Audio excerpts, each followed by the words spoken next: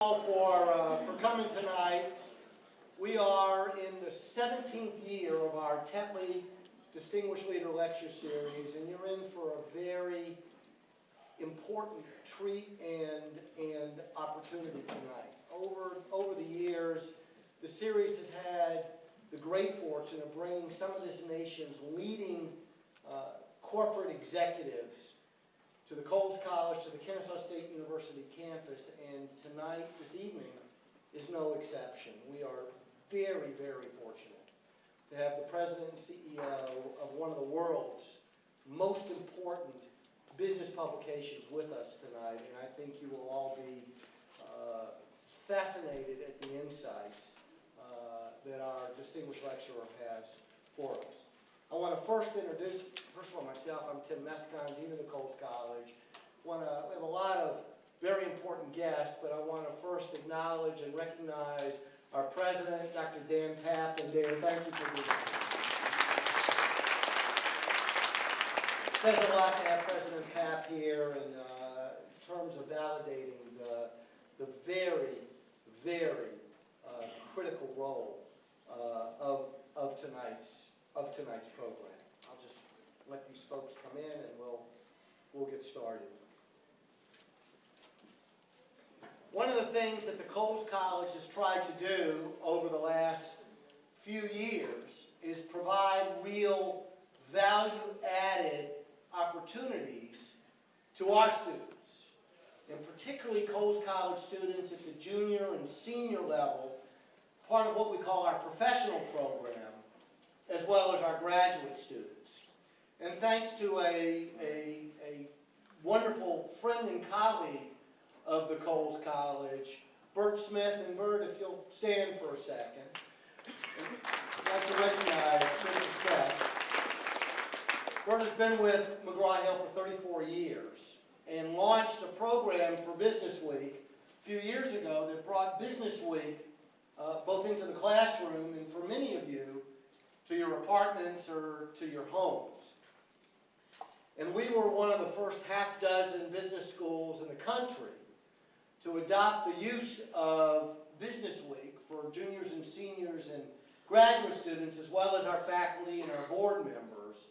And it's really become a critical element of our partnership, of our alliance, not just with this great global enterprise, McGraw-Hill, but also in providing our students leading edge, applied business information on a daily basis, both through your home delivered subscriptions, but more importantly, what you get online on a daily basis. And it's really been a very, very critical part of what we do and how we do. William P. Kupper, Jr. is President and CEO of the Business Week Group. Mr. Kupper was named publisher in 1999 and president in 2000. As president of Business Week, Mr. Kupper is responsible for overseeing worldwide operations for the magazine's North American and international editions, and oversees the continued expansion of the franchise for Business Week Online and Business Week Television. I should say, in round figures, Business Week has 1 million subscribers who receive the publication weekly, and Mr. Kupper will address over 7 million distinct visitors to the website. So it has an enormous influence and thought leadership in the world of business. Mr. Kupper joined Business Week in 1995 as U.S. Sales Director and was promoted to Associate Publisher and Worldwide Sales Director in 1998. He's had a distinguished career in publishing, having spent 24 years at Time Inc., where he held a number of senior sales management positions, including Advertising Sales Manager for Sports Illustrated, Advertising Director for Life, and International Advertising Director for Time. He was also publisher of Health Magazine, part of Time Inc.'s publishing venture group. Mr. Kupper started his career as a media planner at Dancer Fitzgerald Sample in 1969 after serving in the U.S. Army for 2 years. Spent 10 months in Vietnam, where he was awarded the Bronze Star and Air Medal with the 1st Cavalry.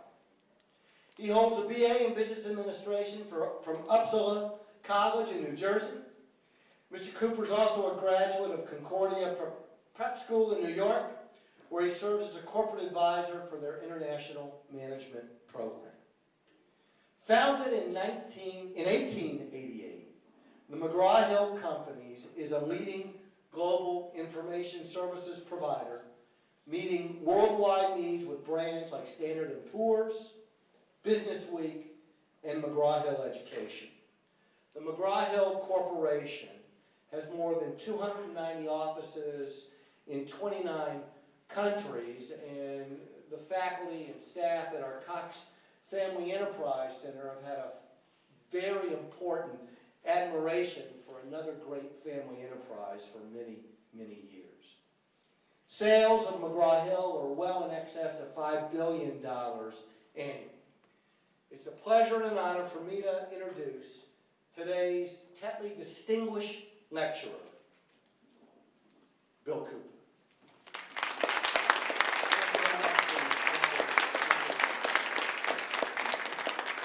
Thank you, Dean Meskin and President Papp. This is a distinct pleasure for me to be standing up here as someone talking to you on behalf of the Tetley lecture series at Kennesaw State and Coles College of Business. I also want to thank Terry Lavelle, who helped put all the moving pieces behind the scenes to get all this accomplished and get us here today, so thank you.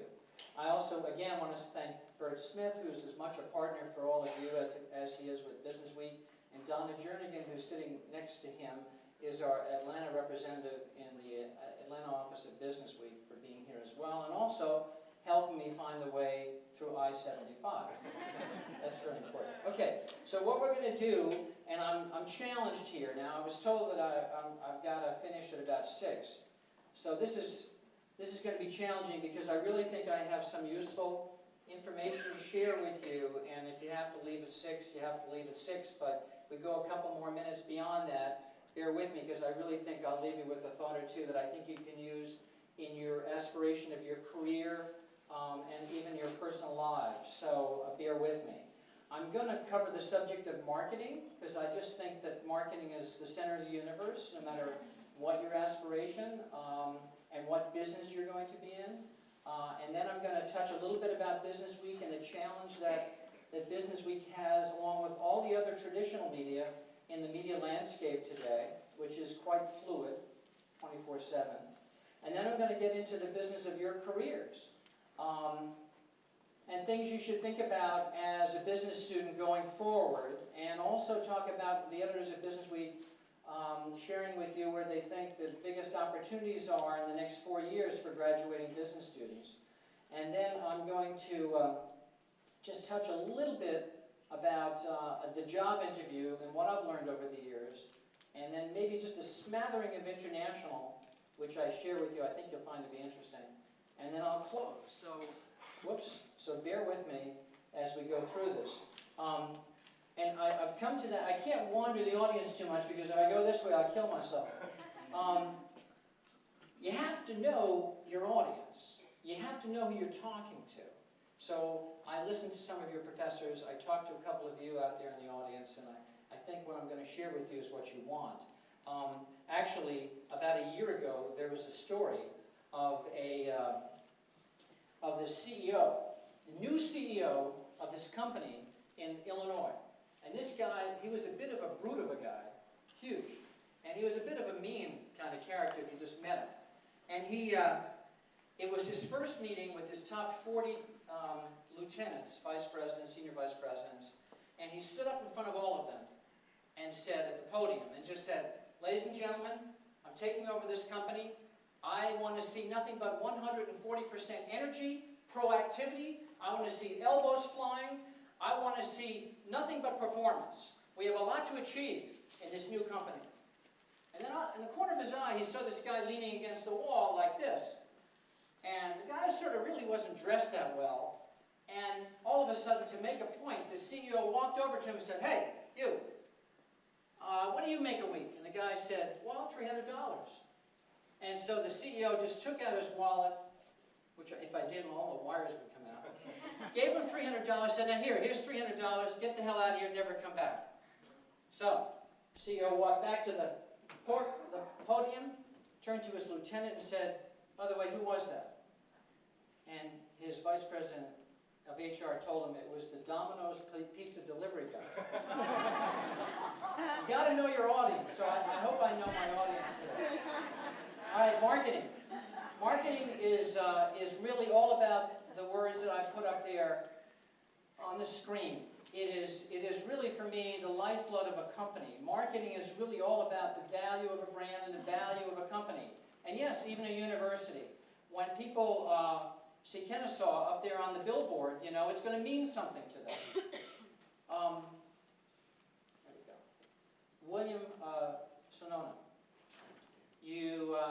This male or female in Ohio gets a catalog from William Sonona, opens it up, sees something attractive in there, and goes to the store and buys a whole bunch of cake baking stuff that you can buy at the store.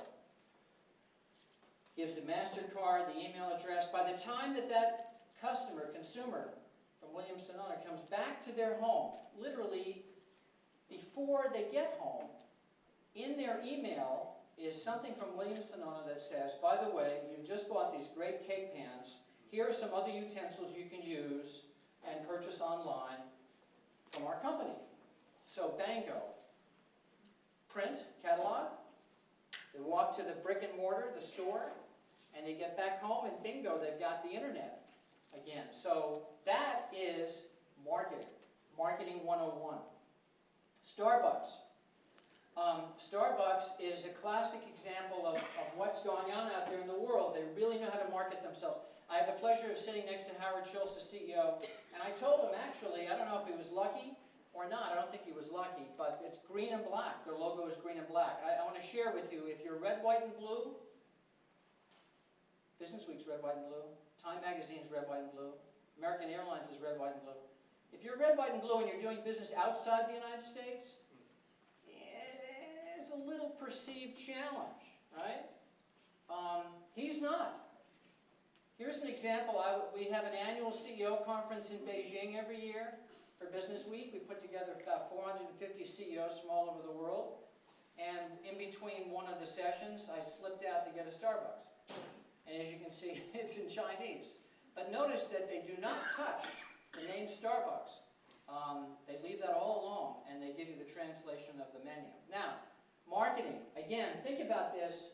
Whether or not you're going to pursue a career in a specific business, Howard Schultz just made a deal with 8 rental car companies in the United States so that when you or I fly into Little Rock, right, or Boise, Idaho, rent a car, and you have a GPS on the rental car, up pops little Starbucks of where you can find Starbucks within the first 3 miles of that airport that you've never been in before.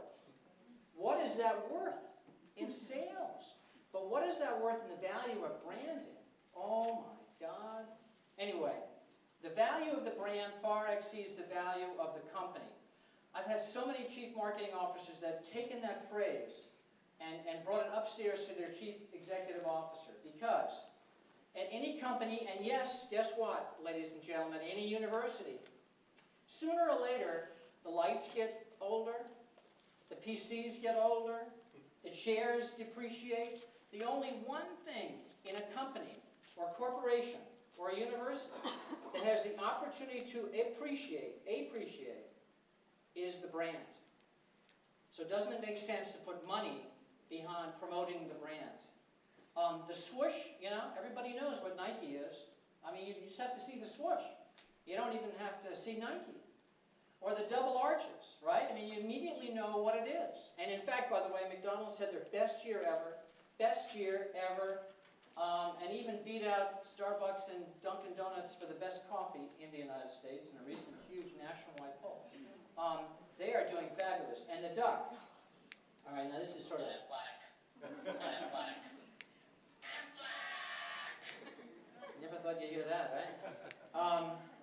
duck. I mean, you didn't even know much about Aflac, the insurance company, before the duck arrived.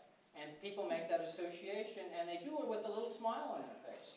And by the way, ever since Aflac started doing this, their sales, their share of market has just been unbelievable. Now, no matter what your aspiration and what area you're going to follow in the world of business, sooner or later you're going to meet a guy like this. I promise you. Right, Donna? You're going to meet a guy like this. And he's going to say, and he may be a vendor, he may be someone you have to do business with, he may be somebody that you have to make a partnership with, and he's going to sit there and say, listen, I don't know who you are, I've never heard of your company, I don't know what you stand for, I don't know what your company's customers are, this is a waste of time. So the business of your company, or your partnership, or if you're going to start up an entrepreneurial company, you got to let people know what it is before you walk in to see this guy, because guess what? This guy will always be around. Business Week, the challenge of a traditional media, which Dean mentioned. I mean, Business Week, the magazine's been around 77 years. Our website's really only started flying about 5 years ago. You know, the magazine reaches a million subscribers. The website has 7 million uniques. It's been fun. But guess what? Over the last couple of years, you have seen a dramatic shift in the way you, all of you, and you're such an important customer of ours, have attended to the way you want to get information. So if you see what's happening here, traditional media is pretty much level, and the new media is really taking off. Now catch this. Time Magazine has 3.2 million subscribers. Time Magazine's been around 100 years. 41 million, I counted every one of them, 41 million Americans watched American Idol. 100 million streaming videos play daily on YouTube, and 550 daily users on Google. And by the way, guess what? I told this to Bert.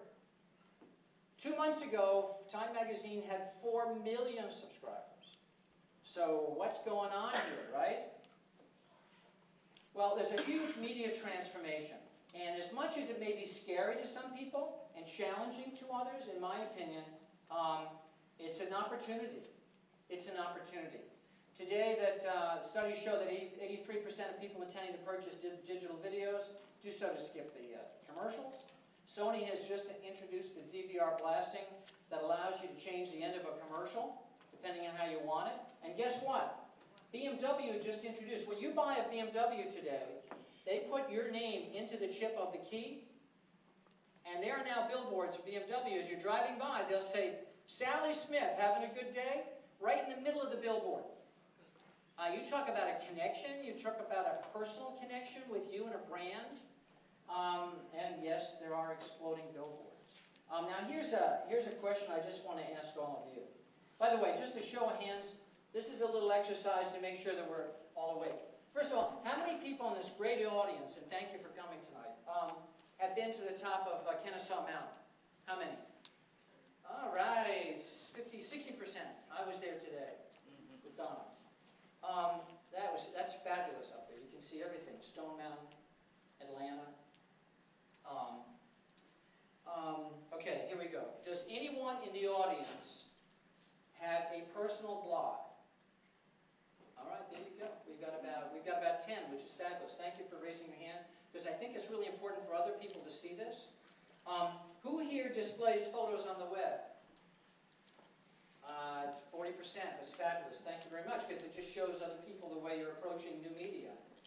Does anybody here maintain their own website? Wow. Okay, fine. That's great. That's about 10, 11.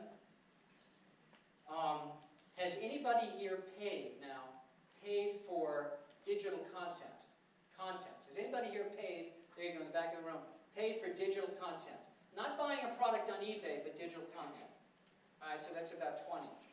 What would be an example of that? Digital content would be going back onto the Business Week or Wall Street Journal website and paying $5 for an old story, archives, right? Okay, you ready for this one? This will be fun. Who here owns a landline phone? Yeah, see? 10% of the audience has a landline phone. And by the way, Dean, I already predicted that this industry is in for a shock. Because y'all got cell phones with time on it, like my son. And guess what? Good luck. I don't know. I hope they see it coming, because when it comes, it's going to be painful. Okay. How many people here, this is a little fun, ladies and gentlemen, how many people here text message and think that really only using email is just to talk to your parents? Yeah, come on, I know there's more. All right. And here's one for you, and I want you to be totally honest with me, because every university campus I go to, I ask this question that blows me away. How many here, now listen to me, how many here watch less television than you did 2 years ago? Yeah, 90%. That's exactly what every university audience says. Which, if I had a guy from ABC, CBS, and NBC here, every time I do that, wow. Take a notes, guys. You're all going broadband on the web, and you live in TV behind. Obviously, none of you are in the 41 million that watch American Idol. All right. Onward. Business Week, I just share with you because some of you are going to get into media marketing. Business Week in the 90s, and obviously before then, was magazine-centric. We were all about being a magazine. And you know what magazines are all about. And then in the 90s, later 90s, we moved to creating products that we thought our customers wanted. But building something and hoping that they come doesn't always work. And today, as I stand here, and for all the months ahead, the business of Business Week is to follow the customer. You're the customer. Today, you want information the way you want it, when you want it, and how you want it. I have a friend of mine that gets his stock quotes on his watch. Now, this guy does not have a life, but he wants his stocks quotes on his watch, so you got to give it to him, right? So we're into all sorts of extensions, as you see here, all sorts of extensions to satisfy you, the customer. And we're going to continue to deliver and distribute our content. Not only the editorial content, but obviously increase search so that we can get you to our information and even get into user content. So we've gone from a magazine-based centric organization to a multi-platform, multimedia strategy. And it's been fun, it's exciting, but it's challenging. And I mean, the name of the game, I learned, I'm of a certain age, right? And I've seen a lot of things. And there are people in this room that have seen a lot more than I have. I kiddingly say, in an interview, someone said, what's the one thing you regret that you didn't do in your life? And I said, I should have bought more real estate. But the one thing that I regret more, or I learn and I try to remind everybody, in business, the biggest lesson I would have sort of wished I captured a long time ago is feedback, feedback, feedback. In New York, we once had a mayor, Edward Koch, who would walk up to people on the street and say, how am I doing? But that's all about feedback. That is all about feedback. I can assure you, when we have a subscriber that cancels a subscription, we are within 24 hours talking to that subscriber to find out why. You need to know why. Why are there 1 million less subscribers to Time? Why are there 41 million viewers of American Idol when last year there were 25 million? You got to ask the questions to learn. We had a wild and woolly, like many, many companies. I sat with the CEO of Waste Management, and they want to project themselves as environmentally friendly, and everything they're doing is green. And you give them a business card, and there was no green on the business card. You have to sort of have a complete marketing plan that fits in all together. Well, Business Week was all over the map with our logo treatments, and we just launched an advertising campaign, which I just want to share with you. And you might get a kick out of it, you might not, but the fact is we launched it. And it was important in this age of media transformation to get a message out there and be consistent. We wanted, obviously, to increase the awareness that Business Week is an intelligent provider of business insight, to reinforce the message that Business Week content is delivered multi-platforms, and also to create a buzz about our advertising constituents, and we created this logo. And this logo now we use, even when you get an email from me, the bottom of the email will have the Business Week logo and all these little icons. And the icons tell you real quickly that we've got podcasts, we're on TV, we're print, we are mobile, etc., etc., etc. And it's really been cool. It's really taken off, and everybody connects with it. You can get it real fast. We also wanted to create a creative execution that basically said Business Week is for smart people, Business Week stimulates ideas, Business Week readers are successful, affluent, and again, Business Week is accessible, concise, useful, and here's our campaign. We took the brain, and while it's running in print, it's also running in bus stops, and it's on top of cabs, and it's at airports in about 10 different cities in the country. And you'll see it right there. Now there's an example. Now here's a good one. See, this is what happens before. If you're not a Business Week reader, that's the brain. But if you read Business Week, you get that in the back row. See what happens? It's pretty cool, right? The brain just gets bigger. It's hard to see, but it says before and after underneath it.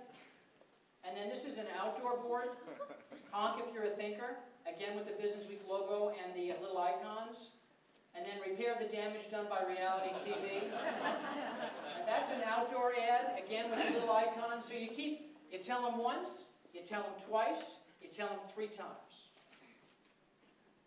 Career planning. All right, I'm doing pretty well here, so bear with me as far as time is concerned. Career planning is one of the reasons why you're going to this fine university, because ultimately you're going to get out there in the world and make a difference in whatever avocation or pursuit that you're going to follow. And I share with you, a raindrop does not go down a window pane straight. So one's thoughts and plans and career aspirations, you got to be flexible, you got to be agile, because you never know.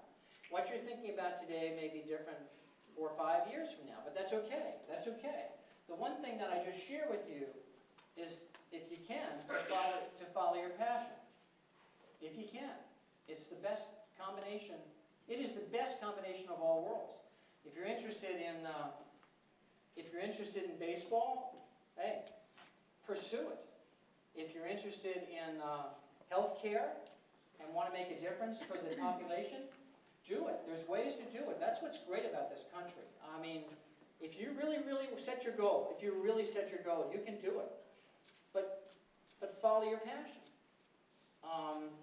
It's really important. If you want to get into fashion, believe me, this would be the country to get involved in fashion. And there's ways to do it. So I think that follow your passion is one of my biggest messages when I sit with people, counseling, young, middle of your career, whatever, let's see if we can connect it with your passion. Because if you can connect it with your passion, it comes out in your pores, comes out in your productivity, and you bounce out of bed every morning with a smile on your face. And guess what? 80% of Americans don't bounce out of bed with a smile on their face. They're on a job, in a job that, number 1, they're stuck in, or number 2, they're doing just to put food on the table, or number 3, they're not marketable at other places, or number 4, they're handcuffed. The company's made a deal that you can't leave. Follow your passion. Business Week has launched this September, Business Week launched an annual edition, special edition, which has a web application on businessweek.com that talks about the 50 companies that would be great to start a career with. Doesn't mean you have to start a career with them. It's just that we're saying, based on a whole bunch of criteria, these are pretty cool companies to start a career. And if you want to follow that tomorrow, the next day, or next week, go to businessweek.com, and under the channel Careers, just hit Careers, and you'll see this offering. It makes for some really interesting reading. I thought I'd share with you the prospects for graduating business students over the next 4 years. This may be of interest to you, and there's no way that you're not going to read ahead with me, but I think I'm going to hit it anyway. Whoops. Tobias. Help.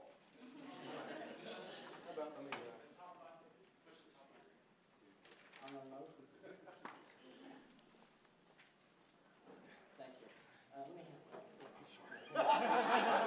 Don't ruin it. All right, that's okay. I talked to our editors who put out that edition of Business Week, and according to the experts that we have talked to, undergraduate students are still very much in demand, business students, and it doesn't seem like it's going to change anytime soon. This is only reinforced by the statistics that include the following. Entry-level hiring is expected to surge more than 17% in 2007, right? Fourth consecutive year of double-digit increases by the National Association of Colleges. And business undergraduates and graduates have some of the strongest starting salaries of other industries. Furthermore, by 2010, the exodus of the baby boomers will also accelerate opportunities in the business arena. You know, and you're looking at one. So there are going to be plenty of opportunities. Graduating business majors, undergraduate, graduate, are going to be a precious commodity. Every one of the three editors who specializes in Business Week totally agree with that subject. Let me just read this. According to one of the top recruiting executives, at most companies, generally most companies right now have a lot of people in that age group of 45 to 55. There's going to be a huge gap in leadership when most of the boomers start retiring, and there'll be extreme opportunities. I think more than ever before, you have a cusp occurring where all of you, for the next 4 or 5 years, have a tremendous 5, 6, 7 years, a tremendous opportunity, should you choose your career path, to really achieve and excel, because there's going to be an exodus of the baby boomer, and I'm actually the very first cusp of the baby boomer generation. So I will hit this, and this basically says the same thing that I just said, and here are the fields of most opportunities as far as we're concerned. Accounting, with Sarbanes-Oxley, believe me, accounting is a huge opportunity. Investment banking is a huge opportunity. Consulting is still a huge opportunity. Business and tech background, any combination of business and tech, information technology with the business spin, you will be in demand. Tech-savvy business people, you will be in demand. And then I threw up there anything Chinese, because I got to tell you, the population of the United States is equivalent to the Chinese army. All right? Big opportunities coming for people that can help companies connect with China and speak Chinese. The job interview. Let's just do this for a second. I mean, I've learned a lot, and I think I can wander. You only have one chance at a company. Okay, so you pick a company, XYZ company. You have one shot at that interview. Sure, you may talk to another company, but you got one shot at this one interview. So you want to show up ahead of time. A lot of people forget that you have to go through security at many companies in many major cities in order to get upstairs. The security line might be long. Don't forget that. Obviously presentable, no linguine on your tie or skirt, right? Watch your body language. You know, I had a big conversation with my son. I actually had a big conversation with one of my direct executives who had a hard time interviewing at McGraw-Hill because he sat on the chair. He sat back on the chair. He was sort of laying back on the chair while he was interviewing. I told my son, you sit at the very edge of the chair where you're literally almost falling off the chair because there's no way in God's green earth that you can fall back. You're leaning forward. You are now focused. You're showing attention. You're riveted on the interviewer. It's a great little tip. Don't fall off the chair, but here's one for you. When you walk into someone's office, I personally think, you want to get that job? You be the one that throws the icebreaker.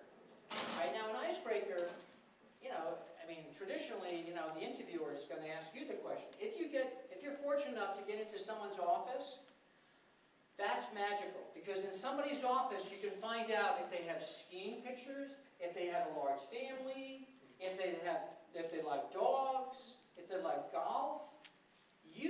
I know it's tough sometimes if you're a little shy, you be the one that throws that first question. And I got news for you. I walk in, I really want this job. I want to hit a home run with this interview. The guy's got a picture of a dog there. I'm going to say, I love dogs. That's a beautiful dog. I mean, even if you don't like dogs. It gets the other side of the desk a little off balance, and all of a sudden you're a real person. I did that with my CEO when I first interviewed. He had hockey pictures all over the place of his kid. He said, hey, let's talk hockey for a minute. It's the greatest little tip I can ever share with you with regard to the interview. All right, now on a more serious note. We live in a day and age where in 2 seconds you can find out all you ever want to know, not only about the person that you're interviewing. Like I could check on the dean, he can check on me. You want to Google the interviewer and talk to people that have the similar kind of job, so you really know the nuances of the job. And you also want to be prepared, because I think it's the best question when they say, how are you going to make a difference versus anybody else I hire? Boy, think about that, because if you can answer that, you're going to get the job. If you ask a good question about the company that you're joining, boy, that is really cool. You know, I just looked at your annual report. I see all the offices you have around the world. I'm really surprised you don't have one in Sydney. Is there a reason for that? Well, it gets the interviewer a little thrown on. You know, he gets to start talking about his company, and anybody that's working for the company has to have pride in the company, and then all of a sudden he gets to give you a lot of credit and be confident. Don't sit back in the chair. Now, think for a second before answering a question, because you only have one shot, right? Now, here's one for you. Donna's going to shake her head.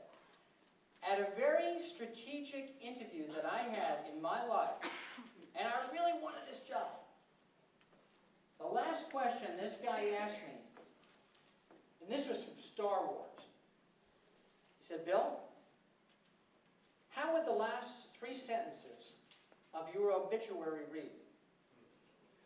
And I'm interviewing for a job. I'm not going to die tomorrow.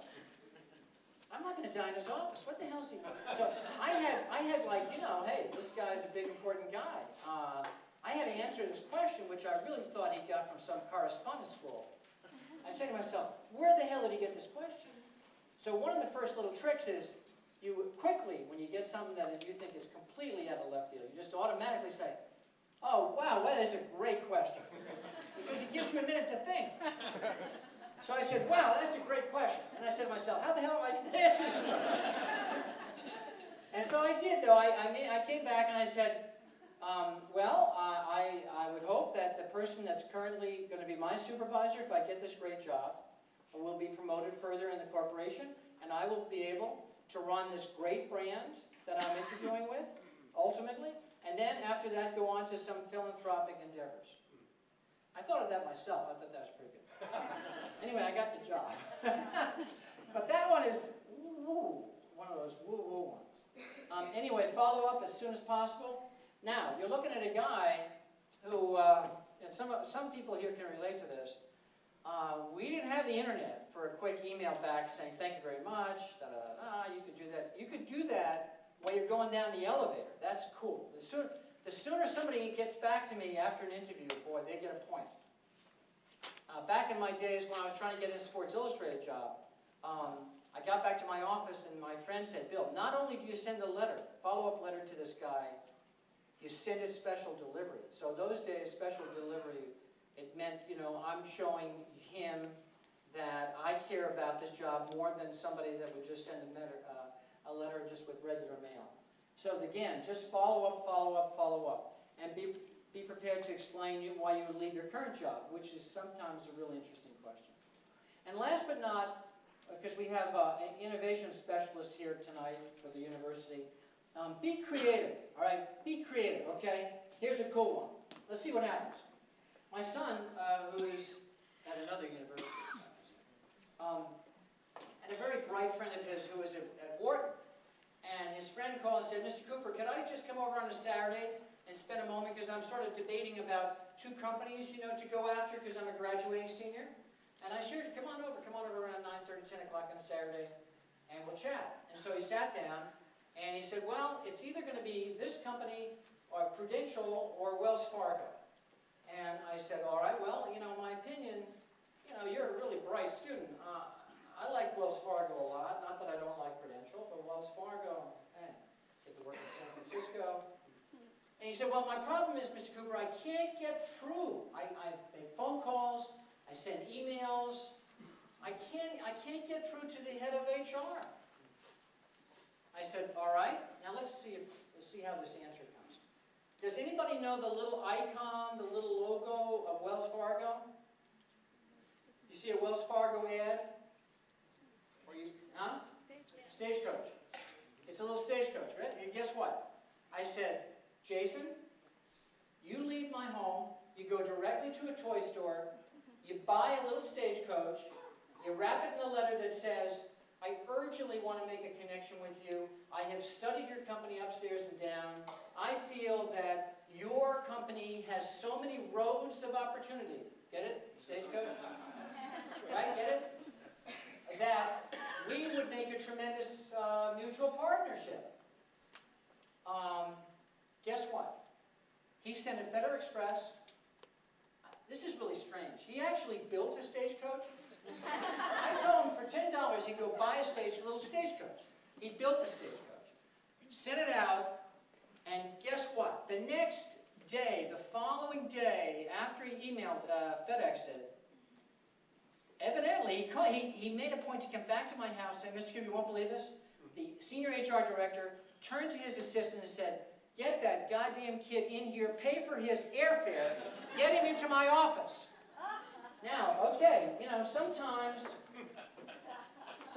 you have to take all the receivers and throw them into the end zone and throw that pass.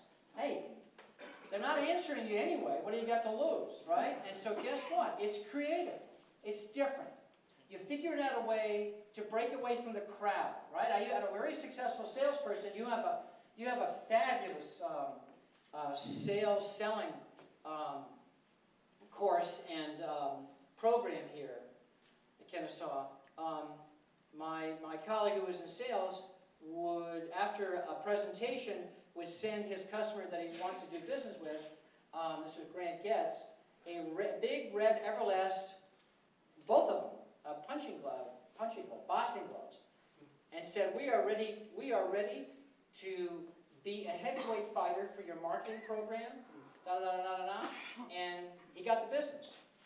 One of my favorite stories, I don't know if I have time, but I'll just do the Starbucks card. You interview with somebody, you really want that job at Ralph Lauren, or you really want that job at Xerox, or you really want that job at Southern. After the follow-up, you know, I'm sure you do the email, but send them a letter, go out and buy a Starbucks, $10 Starbucks card. And the letter says, I do not need caffeine to get excited to be working in the brand management program or the accounting program at your company. But please enjoy the Starbucks card. Compliments of me as a reflection of my energy and my high for the potential of working with you. Many companies will accept, trust me, these days, gifts over $25 are returned to you, but a Starbucks card for $10, you know, believe me, it'll slip into their wallet. So that is it. By the way, that's probably the best thought I had today for you. I share it with you. All right, now, listen to me carefully. It's so important. I share this with you after 39 years of experience. You made a decision to come here today to listen to me. I thank you. You made a decision of what to put on today. You made a decision to attend Kennesaw. You know, you all can make decisions. But guess what? 80% of the managers around the world can't make a decision. 20% can, right? Steve Jobs doesn't hit a home run every time, but he makes a decision. Let's go with the iPod.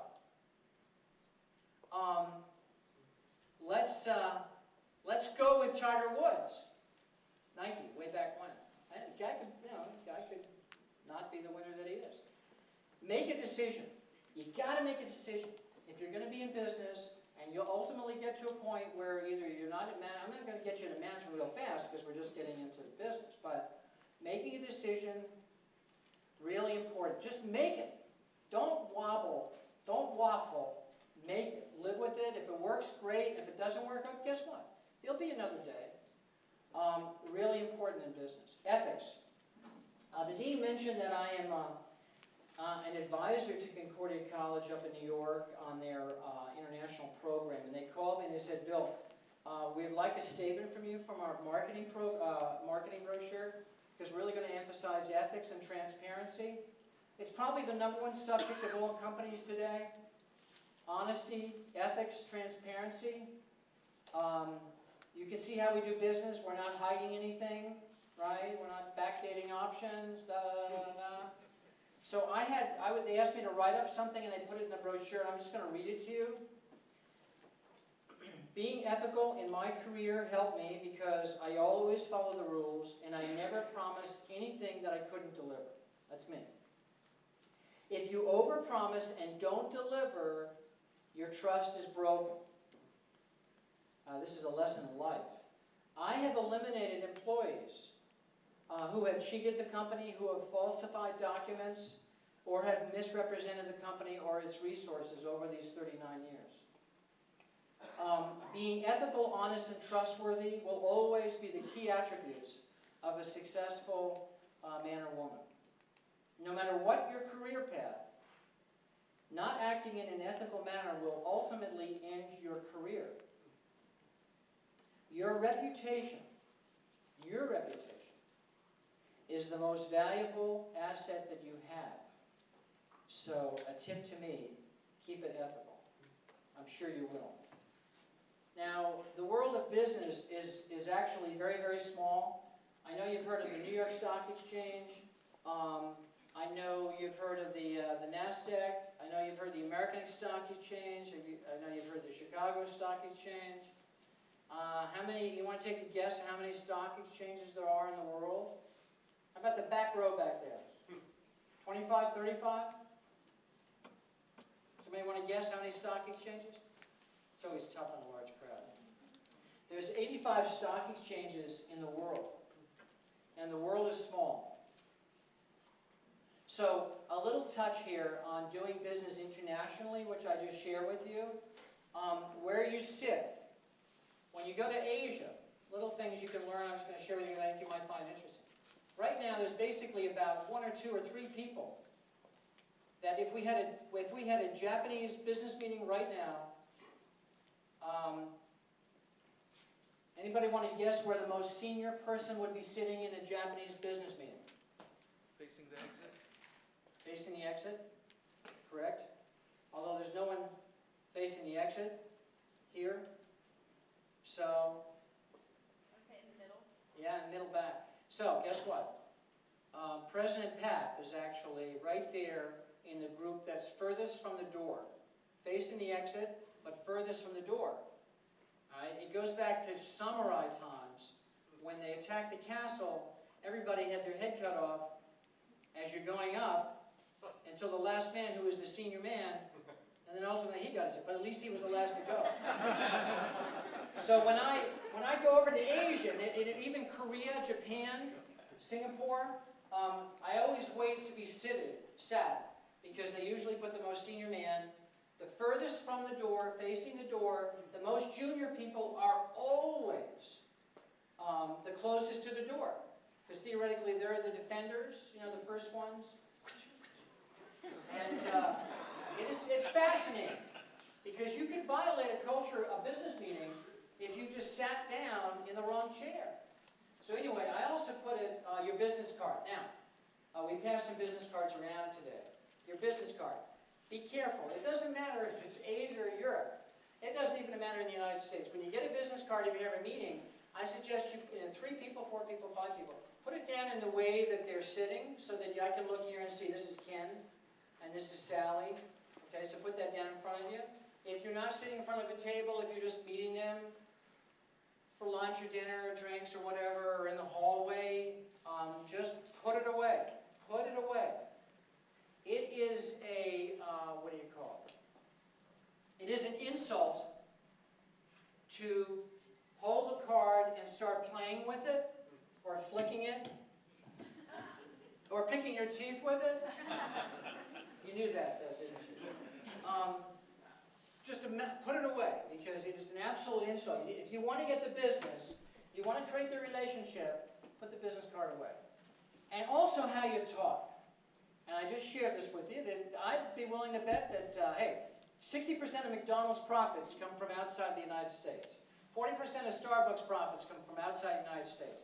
I'd be willing to bet that 38% of you are going to do business ultimately with somebody outside the United States.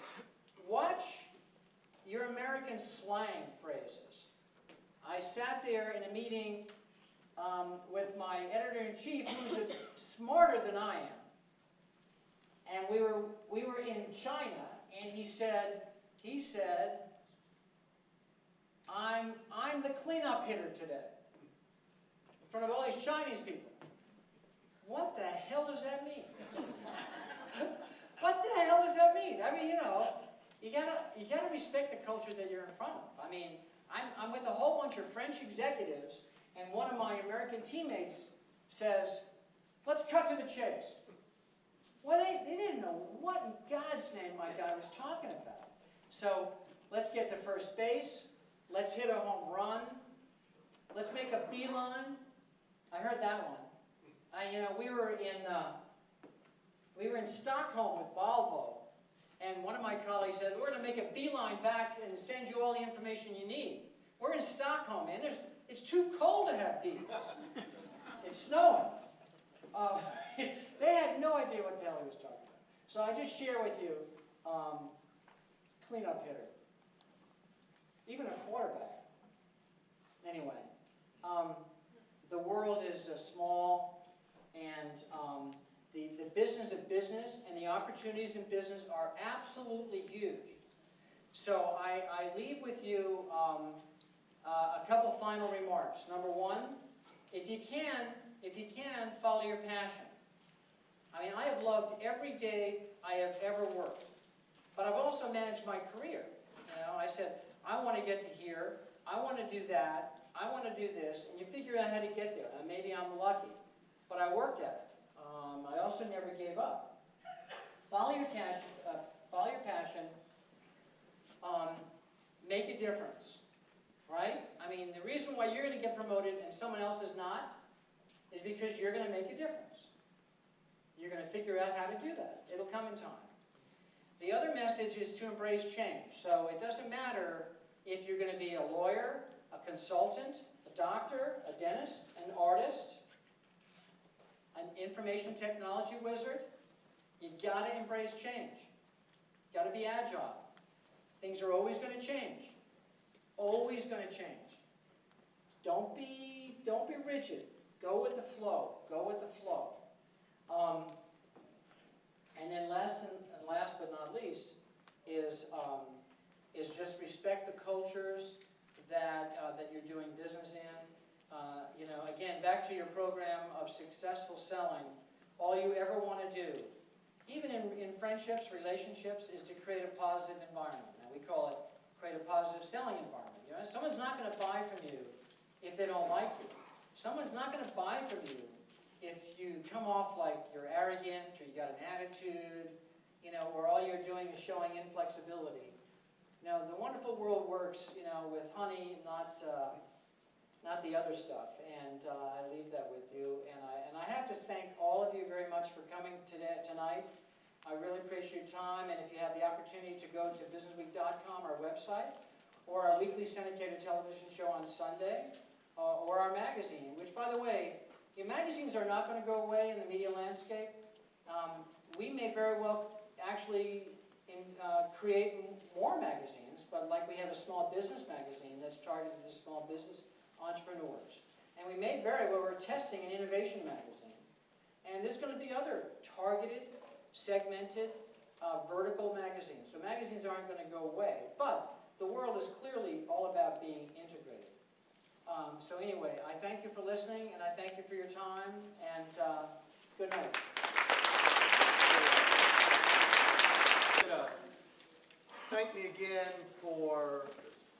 Thank Mr. Kupper again for being with us here today. What an honor it is for us to have President and CEO of really the leading business resource in the world on campus today. And Bill, we thank you very much for being here and appreciate our partnership with Business Week. Thank you. It is a very fabulous. I want to tell you also that for those juniors and seniors and graduate students who have access to this great product, that it was a pleasure for me this morning when I went to the Resource Center, which is a product that Business Week provides to faculty who use Business Week in their classes. I was looking through the marketing segment of this week, and this Resource Center is created every week, and it's presented to faculty before the magazine hits the newsstand. There were summaries and insights by one of our marketing faculty, Dr. Hope DeCornu, who participates in that panel that looks at these articles weekly and summarizes and presents this information to faculty worldwide. So it's a great resource for you. It's a great resource for faculty. And Bill and Donna and Bert, we thank you for this great partnership that we've had for many years now with Business Week in McGraw-Hill. Thank you again.